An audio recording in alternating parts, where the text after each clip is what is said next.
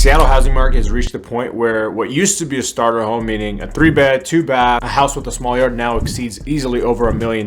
For many first-time home buyers or people that grew up in Seattle and are trying to buy their first home, purchasing a home at this price point seems impossible. Even dual-income professionals are having a hard time coping with this price point, and the renters that came and moved here from other states, or people that are renting are now, as they're renting, the price of the housing keeps increasing, so their hope for purchasing a property is just decreasing day by day. Those who hope to transition to ownership are now just waiting on the sidelines for something to happen. So is Seattle just turning into a city that is beneficial to those that have a lot of equity in their homes currently, that bought many years ago, and only people that have high incomes? There's multiple reasons why this is happening. There's just a limited supply of entry-level homes, meaning that a lot of new construction in the Seattle area is targeting the luxury market or just targeting receiving the highest margin possible. Between the cost of land, permitting delays, and constant design reviews and other fees that the city tax on, it's almost impossible for a builder to make any money for any home under $900,000 inside of the city limits. Another reason would be just zoning constraints in general. Washington passed the middle housing reform laws, but the amount of time it takes to create these units and enough housing for everybody and getting all those permits processed through, the home prices just keep increasing. Statewide implementation has just been really, really slow. And if you want to know more about the HB 1110 law that passed, you can see my other video. There's a lot of neighborhood resistance, red tape, and a very lengthy review process. Let's say a builder bought a single family home to subdivide and develop. By the time he buys that lot and starts filing for permits, just that process may take 16 months. And then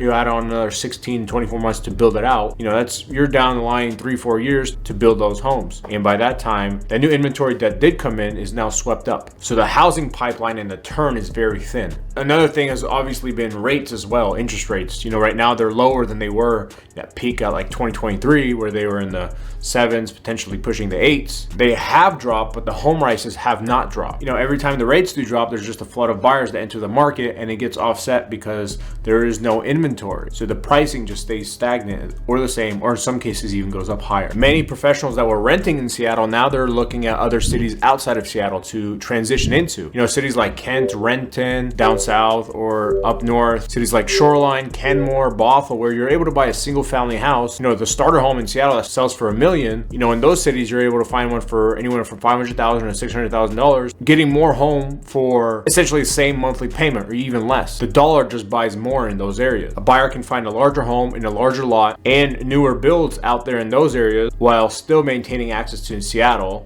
Obviously you have to commute, but now, in Federal Way, they just opened up the Sound Transit line, and Sound and Transit lines are opening up everywhere else. So people are just going to move into the house they want and start commuting. That's why we're seeing a lot of more traffic than usual. Obviously there's a level of traffic. Right now it's like crazy, especially with all the road construction. Right now with back to the office initiatives, a lot of these people that were working outside of the state or outside of the cities in Seattle, they're starting to have to come back in. So that's just going to create more demand. So the outskirts cities that you're able to just commute from are looking more favorable. What can we see being the consequences because of this? There's just a widening gap between long-time owners and first-time buyers, where a lot of people are getting priced out of Seattle or just waiting for those new builds to be built so they can just scoop something up for themselves. But if you want to maintain that single-family style of home, there's a big suburban sprawl happening. Buyers are pushing further out to retain value. Many buyers are staying in a rental pool. Access to ownership now depends on the existing wealth versus income that's coming in. So if you're a first-time home buyer, what really are your options? You can embrace commuting, move into neighborhoods like Maple Valley, Covington, Bonnie Lake, or things up north like Shoreline, where you're able to get new construction homes or a house that's on its own lot. And with the Sound Transit, it can help out a little bit more. And there are creative ways just outside of price. Let's say you're just focused on your monthly payment. There's, buy down programs where you can get seller credits to cover your closing costs, and rate buy downs depending on where the home is and how competitive that market is in that neighborhood.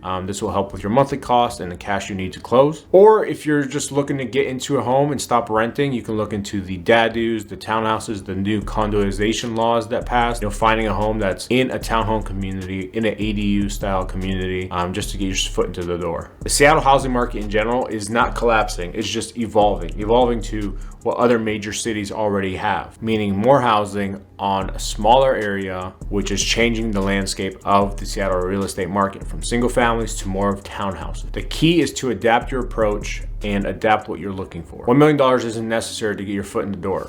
2,000, 3,000 square foot homes outside of Seattle is where you can get for $1 million, depending on your neighborhood. But if you're okay with the commute, or you only have to work a few days a week in the office, let's explore some options to find you a house right outside of Seattle. Whether it's Renton, Newcastle, Covington, Auburn, Kent, or up north, where your dollar can get you more house and all you have to sacrifice is your commute. But if location is your biggest factor and you're okay with getting something smaller or a townhouse style, you can get that for $600,000. Depending on your area, it might be a little bit higher, might be a little bit lower in Seattle, but we can make that happen. Don't give up, adapt strategically, get professional guidance to guide you through this process, and yeah, good luck on your home search.